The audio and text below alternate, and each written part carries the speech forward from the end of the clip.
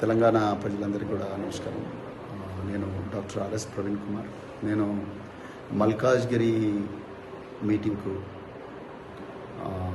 మల్కాజ్గిరి కమిషనరేట్లో సరూర్ నగర్ స్టేడియంలో ఉండే మీటింగ్కు ప్రిపేర్ అవుతుంటే ఈరోజు మరి సైబరాబాద్ పోలీసులు ఉదయమే మా ఇంటికి వచ్చి నన్ను హౌస్ అరెస్ట్ చేస్తామంటున్నారు.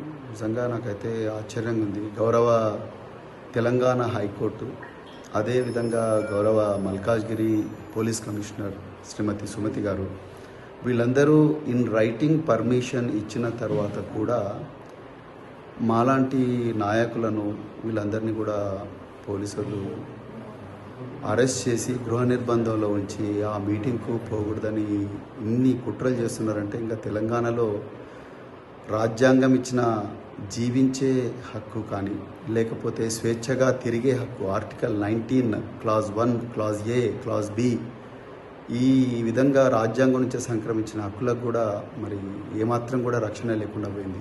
మరి ఏ ముఖం పెట్టుకొని రాహుల్ గాంధీ సంవిధాన్ బచావో రాజ్యాంగాన్ని రక్షిద్దామంటున్నారు. ఆయన శిష్యుడైన రేవంత్ రెడ్డి గారు అదే రాజ్యాంగం ఇచ్చిన హక్కులను కాలరాస్తూ ఉన్నారు. ఈ పోలీస్ అధికారులకు పాపం వాళ్ళకి ఏం తెలియదు. వాళ్ళ పై అధికారులు ప్రవీణ్ కుమార్ని ఆపండి అని చెప్పిండ్రు, ఆపుతా ఉన్నారు. వాళ్ళ దగ్గర మాకు ఆ ఇన్ఫర్మేషన్ సరే ఇన్ఫర్మేషన్. నేను మా యువ నాయకులు మా ఎమ్మెల్సీ షంబీపూర్ రాజు గారు నాకు ఆ పోలీస్ పర్మిషన్ లెటర్ కూడా పంపించారు. అదే విషయాన్ని నేను వీళ్ళకు నర్సింగ్ ఇన్స్పెక్టర్ గారు కూడా చెప్పాను. సో వాళ్ళు మా పై ఆఫీసర్లతో మాట్లాడి చెప్తామని అంటున్నారు. ఈ విధంగా అరాచక పాలన, దుర్మార్గ పాలన నడుస్తూ ఉన్నది తెలంగాణలో. ఒకసారి ప్రజలందరూ కూడా గమనించాలి.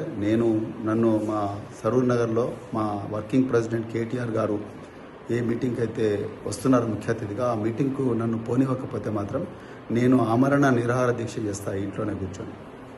నేను డీజీపీ గారికి, హోంమంత్రి రేవంత్ రెడ్డి గారికి నేను క్లియర్గా చెప్తున్నా, ఇది ఒక వార్నింగ్. రేవంత్ రెడ్డి గారు, రాజ్యాంగం బాబాసాహెబ్ అంబేద్కర్ గారు నాకు ఆర్టికల్ 19 ప్రకారం నాకు స్వేచ్ఛగా తిరిగే హక్కు, స్వేచ్ఛగా మాట్లాడే హక్కు ఇచ్చిండ్రు. కానీ మీ పోలీసు వాళ్ళు ఇలా నన్ను ఆపుతా ఉన్నారు.